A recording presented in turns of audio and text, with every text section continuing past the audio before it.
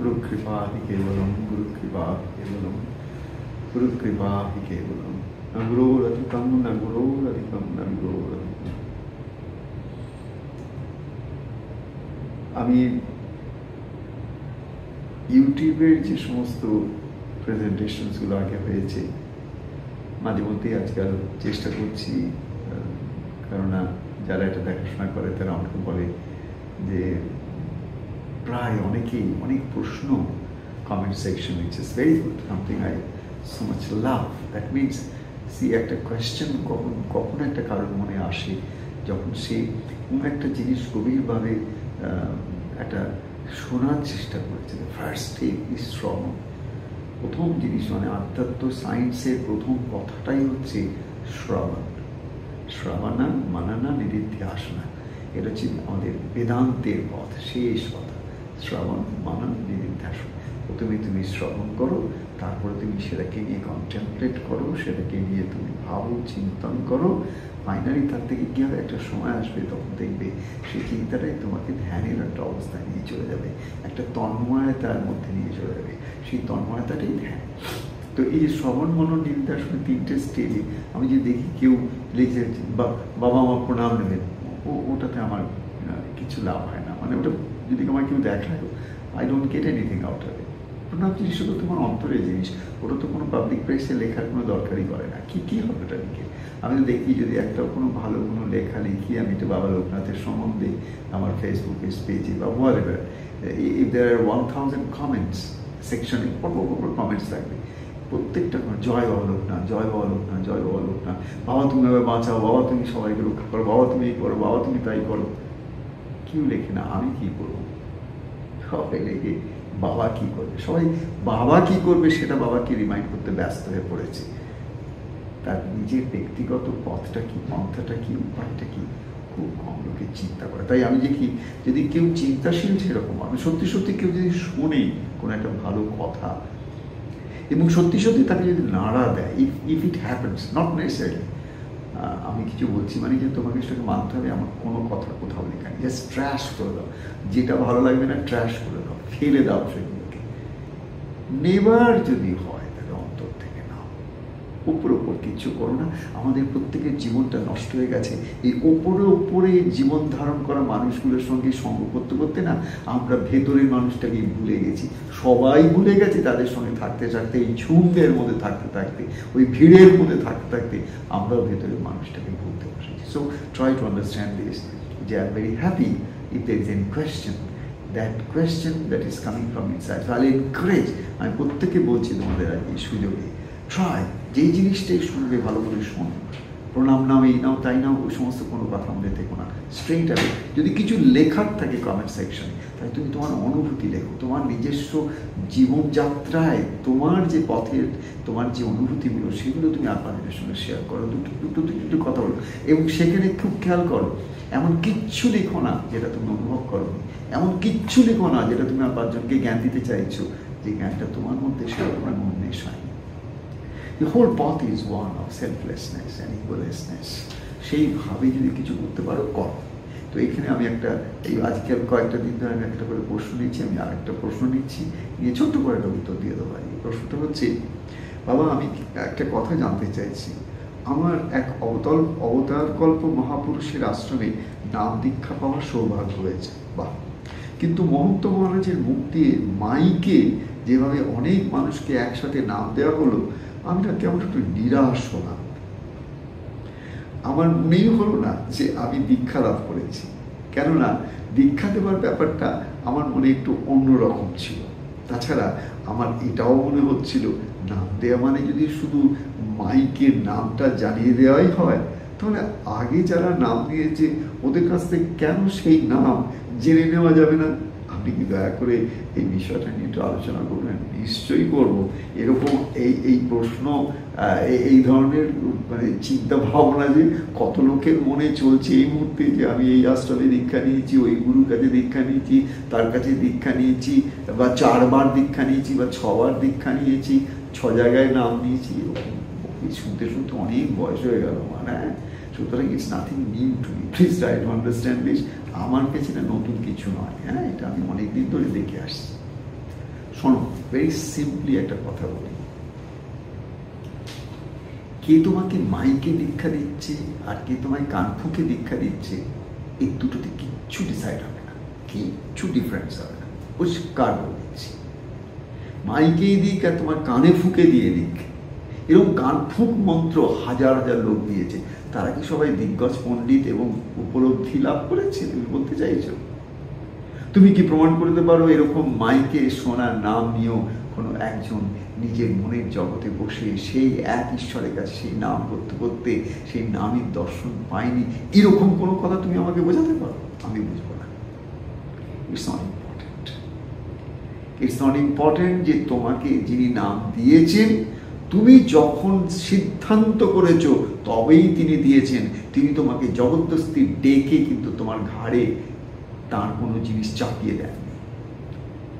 তিনি তোমার কনসেন্ট নিয়েছেন, তুমি তার কনসেন্ট নিয়েছো, অর্থাৎ গুরু তোমাকে জিজ্ঞাসা করেছেন, তুমি গুরুকে জিজ্ঞাসা করেছো, একে অপরের সঙ্গে একটা চুক্তি হয়েছে আগে। হ্যাঁ, আমরা দুজনেই দুজনকে ভালোবাসি, আপনি আমার গুরু, আপনি আমার পথ প্রদর্শক, আপনি আমায় যা দেবেন তাই নিয়েই আমি আমার সাধন পথে এগোবো, এবং আপনি আমাকে কেবল মাঝে মধ্যে একটুখানি পথ দেখিয়ে দেবেন, আমি যেন সেই পথে চলতে পারি। As simple as that. এর বাইরে তোমার শুরুতে কিন্তু এমন কিছু একটা কিচ্ছু লাগে না। সেইটা যদি মনে রাখো, তাহলে তোমাকে আমি বলছি, যখন দুপক্ষ অর্থাৎ গুরু এবং যে শিষ্য বা যে স্টুডেন্ট যে নেবে, নাম নেবে, তারা দুজন যখন কখনো কোথাও এগ্রি করেছো, তখন কিন্তু এবার থেকে মনে রাখো, থেকে বারবার বলেছি একটা কথা, গুরুকরণের আগে 1,00,000 বার চিন্তা করো। এই প্রশ্নের উত্তর আমি অলরেডি আগে দিয়ে দিয়েছি, এইটা আর একবার দিচ্ছি, কিন্তু আর বারবার আমি দিতে চাই না। গুরু করার আগে 1,00,000 বার চিন্তা করো। কেউ কিছু বললো, কে কাকে, কিছু না জেনে দুম করে কোথাও গিয়ে তুমি দীক্ষা নিয়ে নিলে, এটা ঠিক নয়, এটা ঠিক নয়। যদি ঠিক হতো তাহলে তুমি এই প্রশ্ন নিয়ে আমার কাছে আসতে না, পরিষ্কার এসে। তুমি যে ঠিক নও তার প্রমাণ আমি দিয়ে দিলাম, এই প্রশ্নই তুমি যে ঠিক নয় তার প্রমাণ। তুমি তার মানে তোমার আগে ইনভেস্টিগেশনস করোনি, তুমি তার আগে তোমার মেয়ের বিয়ে দিচ্ছ কোনো একটা জায়গায়, তুমি কিচ্ছু জানে না ছেলে কি করে, কোথায় থাকে, কি তার চরিত্র, কি তার ব্যবহার, কি তার অভ্যাস, কিচ্ছু খবর নিলে না, দুম করে মেয়েটাকে কার হাতে তুলে দিলে।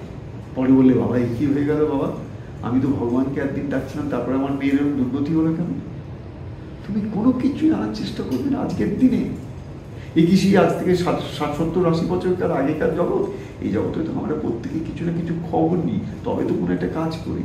ঠিক তেমনি তোমার আধ্যাত্ম জগতে তুমি এগোতে চাও, তুমি ভালো করে জানো যে এই পথে এগোতে গেলে আমার একজন ভালো পথ প্রদর্শক চাই, নাম্বার 1, নাম্বার 2 একটা নাম চাই, যে নামটা আশ্রয় করে আমি তার চরণ আশ্রয় লাভ করবো। এইটা তো ঘটনা। এই যদি ঘটনা হয়ে থাকে তাহলে এখানে নো ফল্ট ফাইন্ডিং। তোমাকে তিনি যা দিয়েছেন, পরিষ্কার কথা বলছি, মাইকে পাও, কান ফুঁকে পাও, যেভাবে পাও, তিনি তোমাকে একটা নাম দিয়েছেন। জেনে রেখে দাও, নামের মধ্যে কোনো ফাঁকি নেই। আবার বলছি, জেনে রেখে দাও, নাম নামই, নামের মধ্যে স্বয়ং ঈশ্বর বাস করছেন। তোমার ডাউটের মধ্যে তিনি নেই, তোমার সংশয়ের মধ্যে তিনি নেই। তোমার সংশয় তোমার ব্যক্তিগত মনের একটা ছবি ছাড়া কিছু নয়। যেদিন তুমি সংশয়ের ঊর্ধ্বে উঠবে, তখন দেখবে সবকিছুর মধ্যে তার কৃপা শক্তি, সবকিছু কেবল তাঁরই খেলা। কোথাও তিনি এক জায়গায় অমঙ্গলের একটা হাতও তুলছেন না। সুতরাং মন স্থির করে নাও, যে গুরুর কাছ থেকে আমি যে নাম পেয়েছি তার থেকে ভালো নাম আর হয় না। আর যে গুরু আমার মাইকে দিন, ইন্ডিভিজুয়ালি দিন, যেভাবে দিন, গুরু তার নিজের কর্ম বুঝে নিন। আমার কর্ম কি? আমার পথ একটাই, আমি যেটাকে পেয়েছি তাকে মন প্রাণ দিয়ে ভালোবাসি, মন প্রাণ দিয়ে সেবা করি।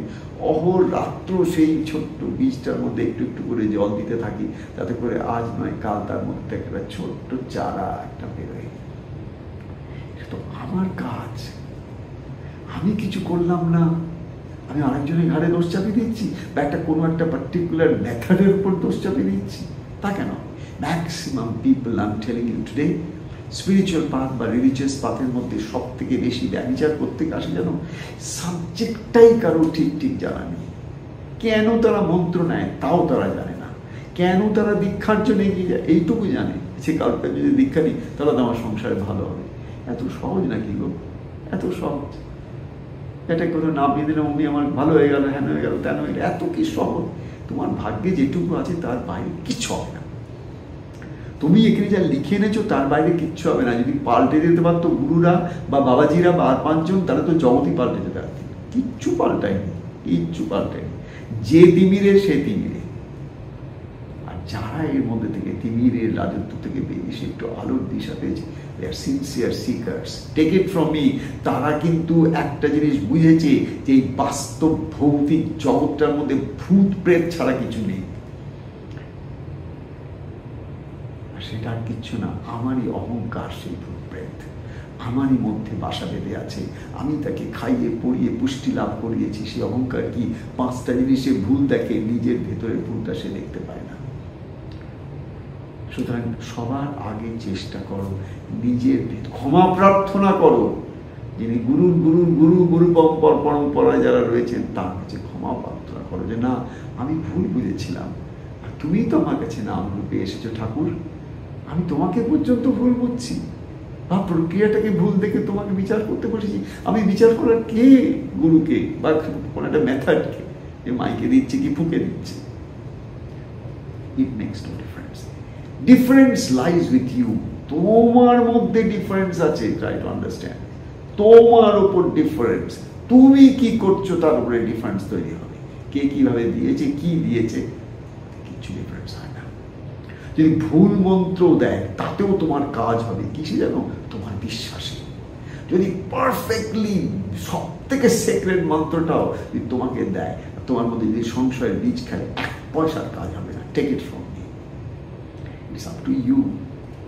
তুমি ওই গাছটাকে বাড়িয়ে বড় করবে যাতে ফুল ফল লাগবে। এই জিনিসটা নিয়ে যখন আমি বলি না, আমি একটুখানি ভাবি যে কেমন ভাবে আজকের সংসারের মধ্যে দেখি চতুর্দিকে যে মানুষ কিরকম পথভ্রষ্ট হয়ে ঘুরে বেড়াচ্ছে, কিভাবে সময় নষ্ট করে ফেলছে। ইভেন ইন রিলিজিয়াস পাথ যারা এসে, যারা স্পিরিচুয়াল পাথে আসছে, তারা কতটা নিজেই নিজেদেরকে মিসগাইড করে ফেলছে। আর কত লোক কতভাবে সেটাকে ফ্যান করছে, এই মিসগাইডেন্সটাকে। সোজা পথে হাঁটো। তুমি সত্যকে জানতে চাও, নিজের কাছে সত্য হও। অন্যকে আর কিছু বিচারের মধ্যে অত যেও না। যত বাইরের বিচার করতে যাবে, ঠক বাঁচতে গ্রাম উজাড়। একজন লোক চেয়েছিল একটা গ্রামে এসে, সে বলছে এখানে কি কোনো ঠক থাকে? বলে হ্যাঁ, এখানে অনেক ঠক থাকে। তো যদি ওখানে থাকতে থাকতে দেখছি একটা ঠক, তারপরে দেখছি আরেকটা ঠক, তারপরে দেখছি আরেকটা ঠক, তারপরে আরেকটা। তুমি জানি বাবা, তুই চতুর্দিকে ঠকই ঠক, তোমাদের থাকবো কি করে এখানে? মানে ঠক বাঁচতে গ্রাম উজাড়। ওরা গ্রামে থাকা হলো না, কেন দেখলো সব কটা ঠক। আসলে কেউ ঠক ছিল না, মনটা ঠক ছিল, ওর দৃষ্টিটা ঠক ছিল। তাই ও কেবল ঠক খুঁজে বেরিয়েছে, তাই একমাত্র ঠককেই পেল। আলটিমেটলি গ্রামেই থাকতে পারলো না।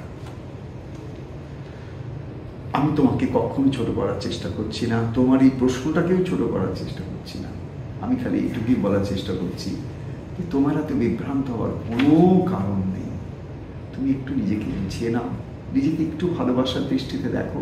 আর যে নাম নিয়েছেন, যে নাম দিয়েছেন বা যে নাম তুমি পেয়েছো, সেই নামকে তোমার অন্তরের সবটুকু ভালোবাসা, সবটুকু তোমার যা কিছু ভক্তি বলো, প্রেম বলো, শরণাগতি বলো, যা কিছু বলো, সেই দিয়ে তুমি তাকে সিঞ্চন করো। তাকে তুমি একটু জল দাও, তাকে তুমি একটু বাড়তে দাও।